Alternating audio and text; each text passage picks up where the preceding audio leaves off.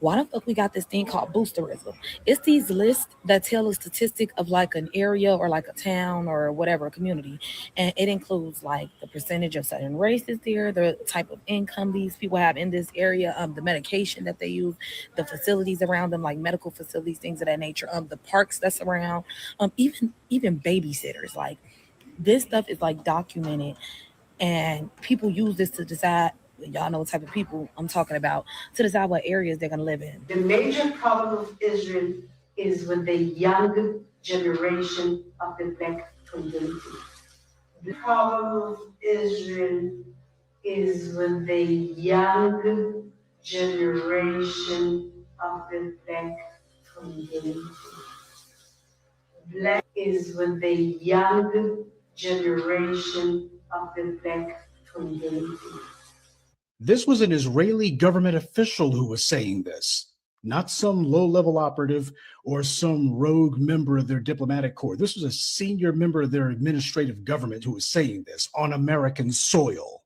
Their biggest problem wasn't Hamas or Hezbollah or the Palestinian Authority or Syria or even Iran. She said that Israel's biggest problem was young black people in the United States. Might have to drop a dime on them niggas. For sure. You know what I'm saying? Gotta stop it. I don't like that shit. For sure, bro. I don't like that shit.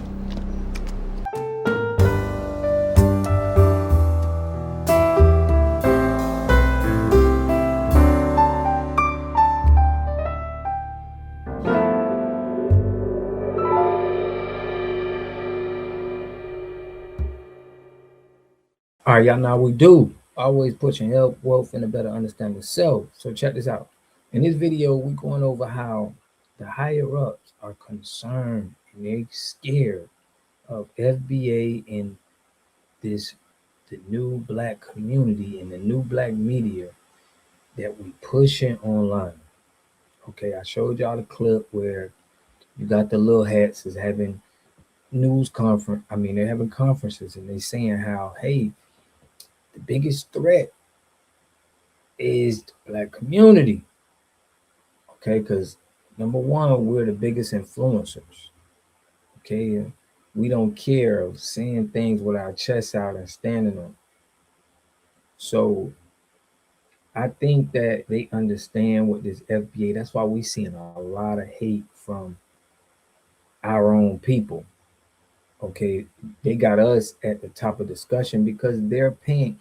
Think about this. If the little hats feel like we are the biggest problem to them, they're going to be paying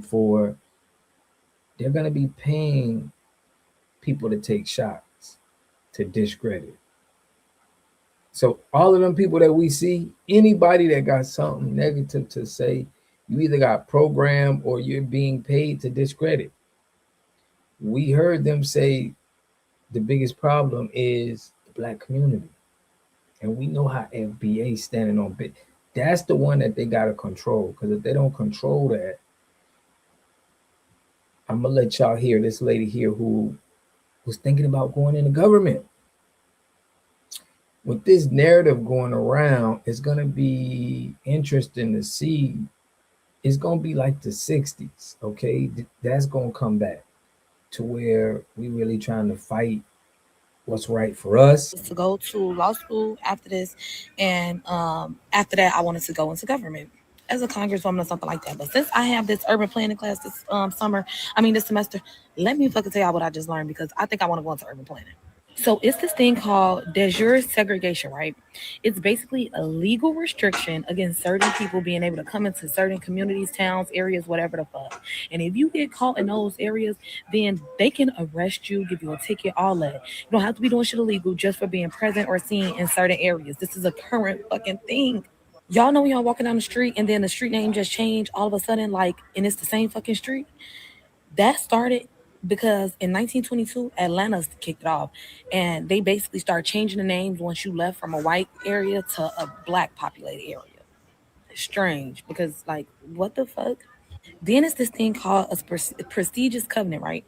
A prestigious covenant is basically like any of these prestigious universities and colleges, they literally have laws Mind you, this is what urban planning people do. They have laws against people of certain ethnicities owning property around these universities, Yale, Harvard, all of them, and more. The list is long. Trust. They can own. Now, if you get lucky enough to find somebody to rent to you around there, hey, but you can't own property in these areas. Swear this shit is real. Then following up with that, why the fuck we got this thing called boosterism? It's these lists that tell a statistic of like an area or like a town or whatever, a community. And it includes like the percentage of certain races there, the type of income these people have in this area, the medication that they use, the facilities around them, like medical facilities, things of that nature, the parks that's around, even babysitters. Like this stuff is like documented, and people use this to decide, y'all know what type of people I'm talking about, to decide what areas they're going to live in. Mind you, if you didn't know, the placement of our highways are literally placed there to separate black people from white people in certain areas, like good areas, quote unquote good areas. And when you see changes that you may think are small, they're big. Like the fact that you can easily access public transportation in the inner city, but when it comes to the suburbs, they rarely have any buses or trains. I'm good. I hope you're doing good today. Or even like y'all know how we used to have regular bus benches like in the city, in the inner city. We don't have those no more, and instead we got the metal ones. Instead of the wooden ones that was like full benches, we got the metal ones with like sectioners off on there because they don't want homeless people sleeping on the bus stops. Mind you, they're changing bus stop benches and then not making more shelters or a livable, affordable living. Okay. Or when you notice shit like suburban schools are way bigger than city schools, it's because city property, like to own city property, costs so much more in the ghetto than it does in the suburbs, even though it's lower income in the ghetto. Okay. This is what urban planners do, G. Like, it's sick. And y'all know I chose this major. I chose my path for my life, for my career, because I want to make a difference from the inside out. You can't just make a difference saying you want shit to change. You want shit to change, baby. You got to go in and change that shit. So I've been thinking about doing urban planning because it literally has something to do with everything. Like it literally does. And race has something to do with everything also. So I hear people like, oh my God, everything's not bad about being black. Yes, it is, bitch.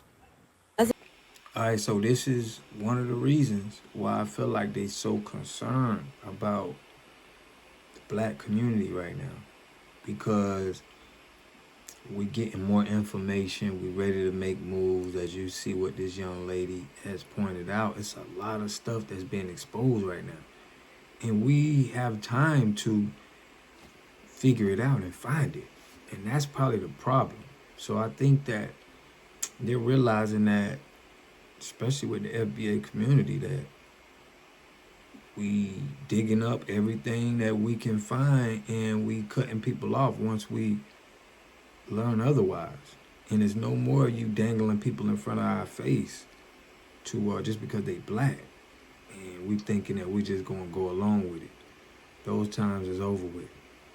It's over with. So it's a lot of older,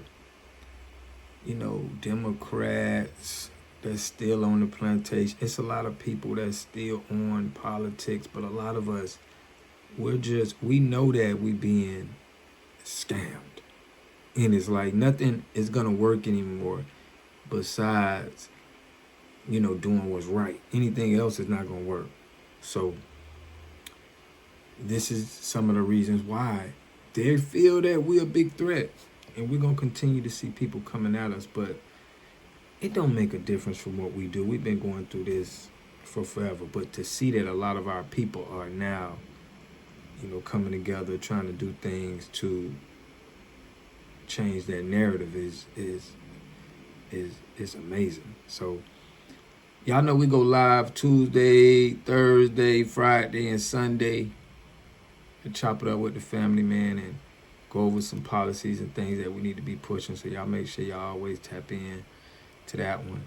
And I'll catch y'all on the next video. Peace and love. A community must have three things to have a community in it.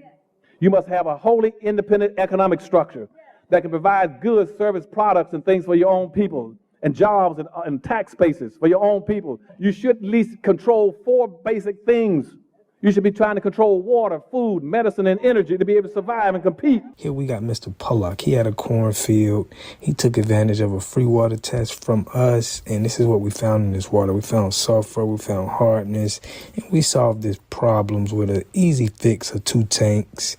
So get your free water test today. Stay blessed. Click the link below.